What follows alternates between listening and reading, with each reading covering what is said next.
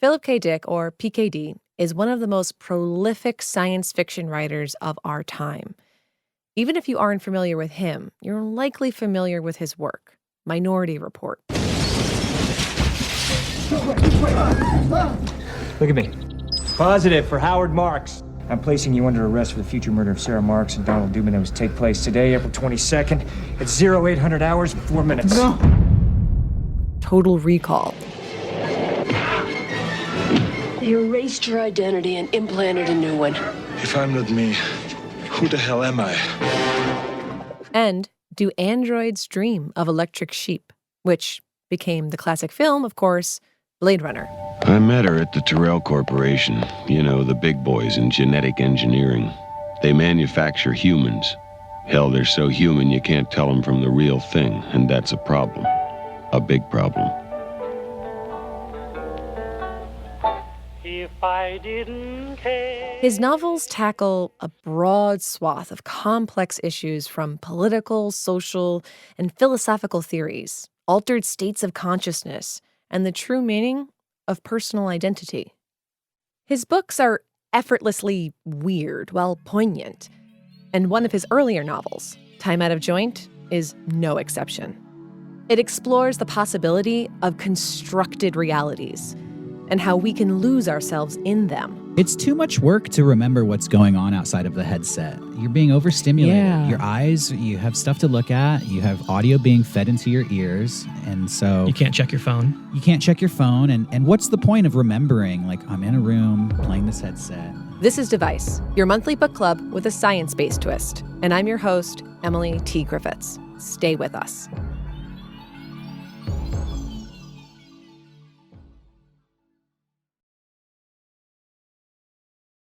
Time Out of Joint by Phillip K. Dick starts when the book was published in 1959.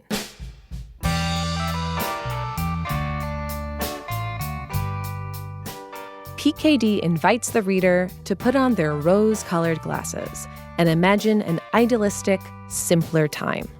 It's science this country needs, not novels. America has lived through World War II and contributed to an era of unbridled technological optimism. Our potential seemingly endless.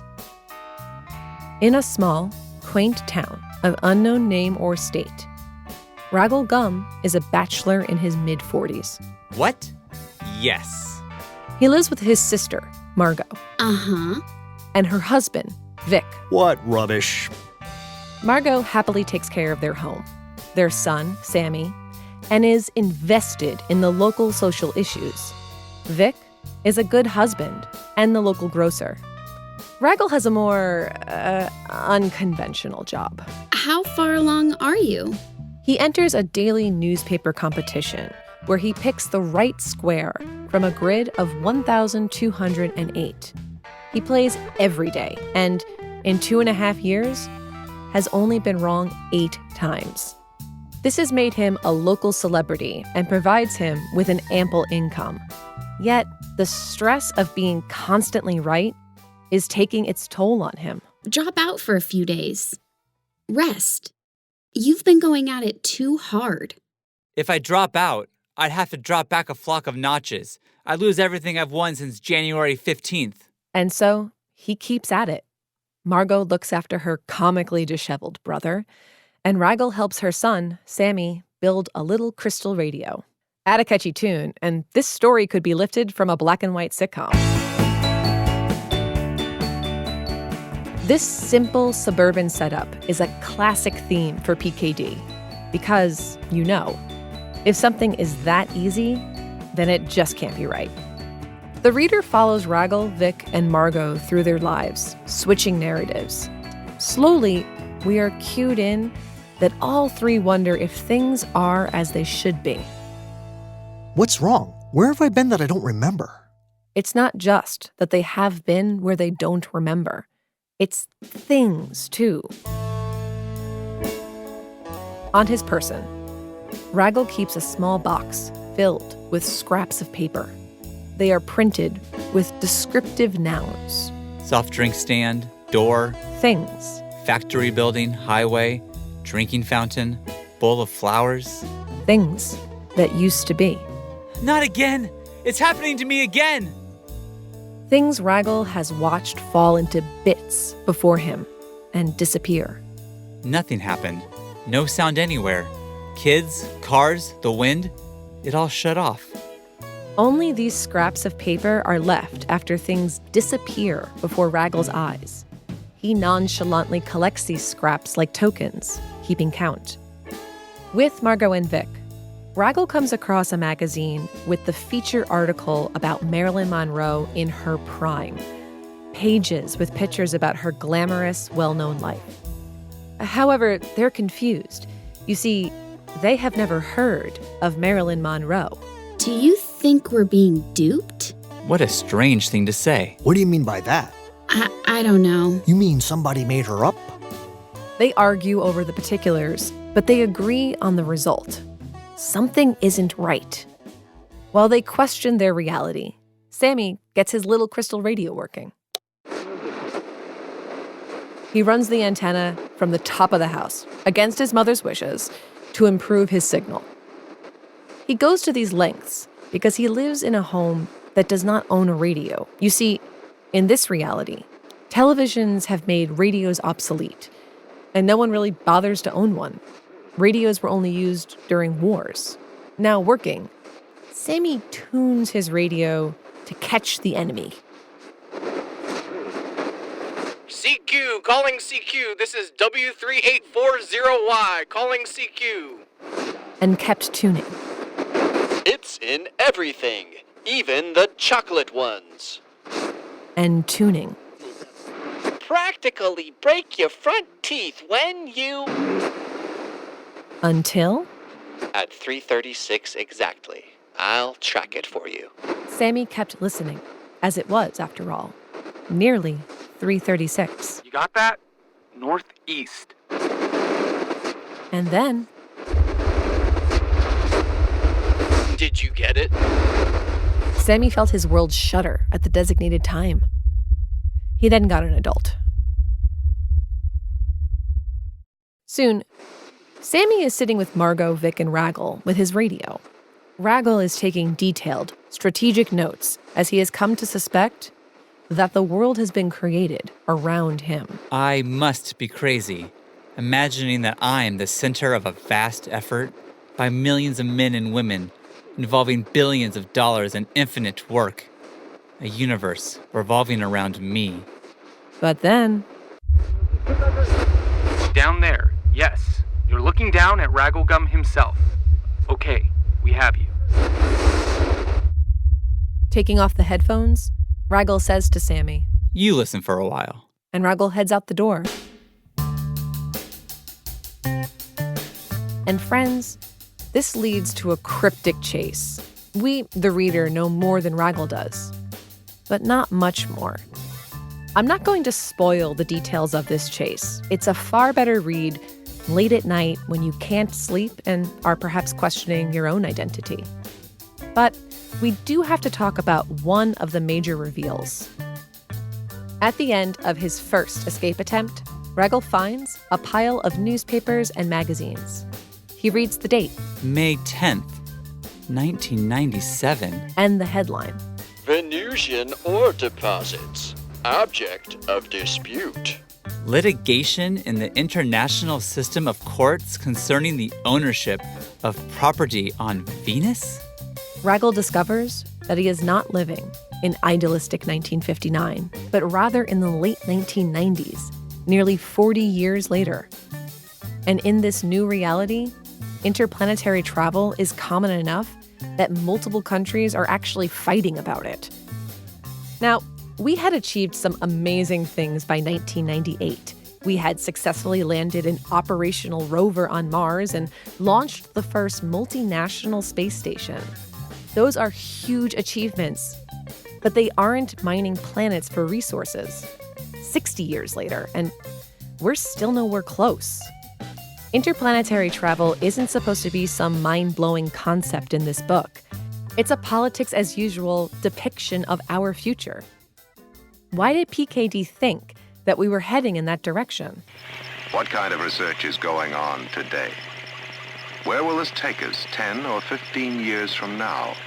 because that's where America thought we were heading, including scientists at NASA at the top of their fields. More on that after the break. Welcome back. You're listening to Device, and I am your host, Emily T. Griffiths. Today, we're discussing Time Out of Joint by Phillip K. Dick, or PKD. In this 1959 novel, PKD predicts that in 40 years' time, humans won't be confined to our home planet. Our Advanced Research and Technology program is already studying the problems of space and the exploration of the planets such as Mars and Jupiter. That's from a video produced by NASA in the late 1950s, preserved by the San Diego Air and Space Museum. As a nod to H.G. Wells, it's titled The Shape of Things to Come. In this video, we learn about the advanced research that NASA was working on to propel Americans into space. Let's look at it this way. We in advanced research are laying the technological foundation for the future, 10, 15, or even 20 years from now. Ragle questions his sanity when he discovers that the town and everyone he knows has been living in a simulated reality, believing it's 1959 when it's actually the late 1990s. In those 40 years, mankind has colonized the moon and nearby planets. And, predictably, countries are arguing over what belongs to who. In November of 2018, the NASA InSight lander touched down on the surface of Mars to further study the red planet. This was the first interplanetary mission to launch from the US West Coast. InSight is investigating below the surface of Mars. It's looking at the size and composition of Mars's metallic core. It's monitoring the seismic activity between that core and the crust and the mantle. And currently, it's navigating a drill to 16 feet deep, the furthest we've ever dug, to see how much heat is escaping Mars. As amazing as this achievement is, the early NASA scientists thought we would have been here by now, decades ago even. In July of 1958, when PKD was writing this novel and when NASA was created, the agency released a list of recommended milestones for the US Spaceflight Program, like a permanent moon base by 1974 and manned missions to multiple other planets by 1980. Lofty goals, right? But America was experiencing the post-World War II boom, especially in California, where PKD was living at the time. The federal government poured money into military and industrial facilities to encourage growth. Hollywood became a global cultural mecca. California's population quadrupled as new cities sprouted from rural communities. Anything seemed possible. Building a spa on Venus for fat cat investors by 1998 was like child's play. A continuing effort is being made. NASA had these high-reaching goals, Therefore, to design new circuits, develop new components. which have had broad applications. Imagine a computer now filling a room as big as a two-car garage, reduced with a series of chips like these to fit in the drawer of an office desk. Or in your pocket. Electronics originally designated to enhance space travel are now powering the things that we take for granted. Interplanetary travel didn't play out as expected, but the tech has taken us so many other places. It's a little weird because it was, the military and NASA who did a lot of the early work on VR. Places we couldn't have predicted. I'm E McNeill. I'm a solo indie game developer working on VR stuff here in San Diego. Virtual reality, or VR, is a fully immersive computer simulation.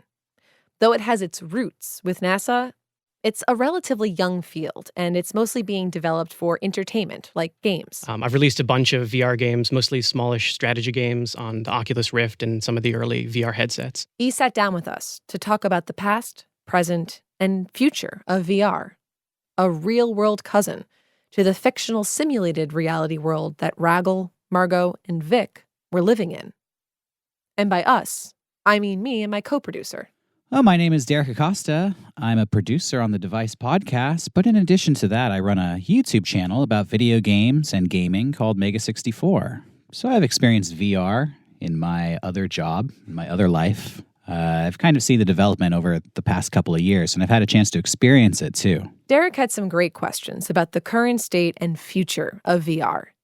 But first, let's revisit the past. My understanding is that some of the earliest research was done by NASA and some of the big companies out there, and that was very rudimentary compared to what we have now. This is true. The US government space agency has been developing and using VR technology since the 1980s. But there were limitations. For example, the screens needed to be very lightweight. Without lightweight screens, you're going to be basically strapping an entire CRT television to somebody's face and hoping for them to look around. It doesn't work very well.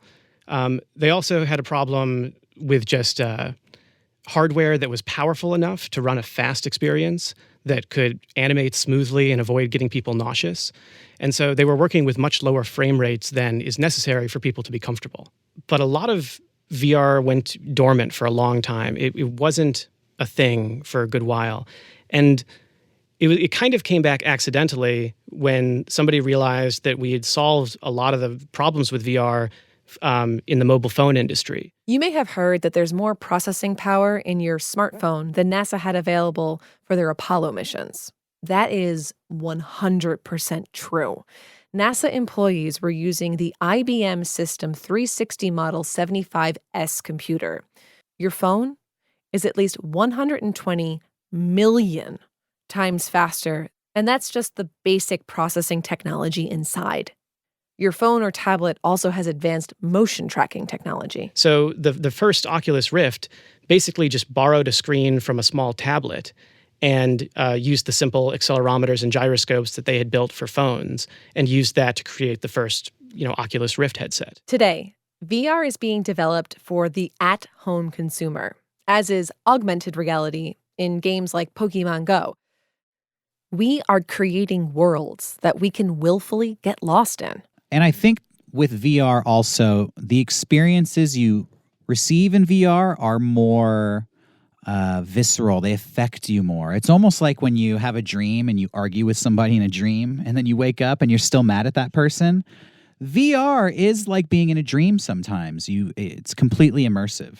Well, the buzzword for that feeling of really being there, of subconsciously forgetting on some deep level, even if you know consciously, that you're in a virtual space, is called presence. The very first time that I experienced presence was being shown an early hardware demo of what is now the Oculus Rift. And it was the first time they had positional tracking, and for some reason that's what made my, the system click with my brain, where I could move my head around. And it showed this short demo where you were in like a boiler room or something in like a submarine, and it was just a tiny room full of, machines and a hallway leading out of it. And I walked around a little bit and really just had this instinct, this feeling that I could walk down the hallway. And I wanted to. I had to, at a higher conscious level, stop myself from walking down the hallway, into the wall, the real world wall. It's hard to describe that in words. It's hard to communicate what happened. I had the same experience. Yeah, it's something like, deep in the circuitry of your brain being surprised, being fooled. There's people listening, I'm sure, who are like, you guys, get over it. Realize that you're in a video game. But I agree with E. It's not something you purposely forget that you're in this game. It just happens. You remember that you're in a game is kind of the best way to describe it. While he didn't have a buzzword for it, Phillip K. Dick also talks about presence in Time Out of Joint. Remember those little slips of paper Ragle keeps in a box? He shows them to his co-conspirators. What's this? Reality. I give you the real. Ragle, Vic, and Margot all experience presence, living in the idealistic 1959. When they focus, they can see past what has been constructed for them. The other night, coming home on the bus, I got to look at how things really are. I saw through the illusion. Those slips of paper, a magazine featuring Marilyn Monroe. It forces their subconscious to remember that they are, effectively, in a game.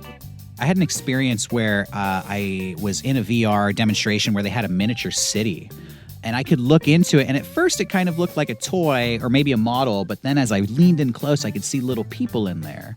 walking around doing things. And it just made me feel so big. And, I really wanted to shove my face down to the street and look in the windows and see what they were doing. It was really amazing. Imagine looking down into that little city and seeing Ragle Gumm helping his nephew with a crystal radio. In VR, right now, you can take the data being sent back from any rover on Mars or the moon and create an immersive experience. And if planetary travel isn't your thing, you can watch a concert or go to a sports game. I agree. On a personal level, I'm more excited to play cool video games and explore strange worlds. But I think for just the average Joe who doesn't care about visiting the world of Avatar, but just, hey, he can be on the 50-yard line at the Super Bowl, put that VR headset, you're in the stadium. I think that's going to appeal to a broad portion of the public. There are so many different places we can go. Shooting for the stars is only the beginning. However, I also wanted to mention one more thing, before we close off. One last thing from E McNeill. Was a quote that I saw from Bill Gates from some time ago, that we tend to overestimate the change that will occur in 2 years and underestimate the change that will occur in 10 years. What kind of research is going on today? Where will this take us 10 or 15 years from now? NASA had some outlandish predictions at the beginning of space travel, and they missed some of the amazing things that we're doing today. And I feel like that may be true in this case of VR, where we can see all these cool things that might happen with VR, but in the next couple of years, I don't know if it's going to get good enough that it's going to replace everything, that it's going to become this all-inclusive ultimate platform or anything like that. I think it's going to be a future, but not the future. Once you get far enough in the future, I almost don't want to speculate because it's just so hard to tell. There's so many different ways that the future could branch out. But I think that the distance we could travel technologically is a lot greater than a lot of people imagine. In other words, while we reach for the stars, it's important to stay grounded.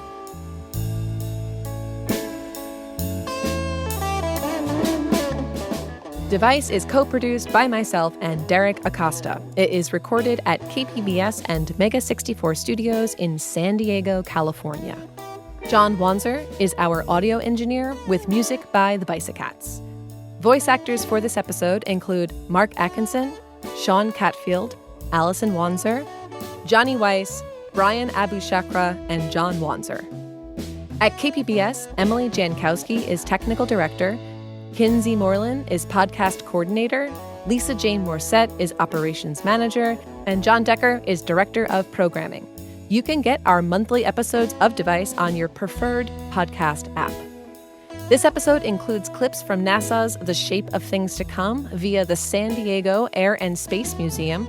Anyone can dive into the museum's archives, and a lot of the videos are available on the museum's YouTube channel. The interview with E McNeill, as always, is available to download via Device Interviews. E, Derrick, and I got into the weeds about gaming and VR. Well, I mean, from a game designer's perspective, okay, and I hope that's not like an insufferable way to start a sentence. No, this is, I want to hear As this perspective. the game guy. Yeah. It is just an hour of us nerding out, and you can get it wherever you get your podcasts.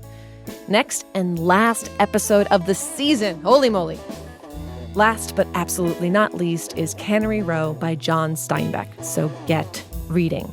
Device is made possible by the KPBS Explore program because science is at the heart of every exploration, and the best stories take us somewhere worth going. Thanks for listening.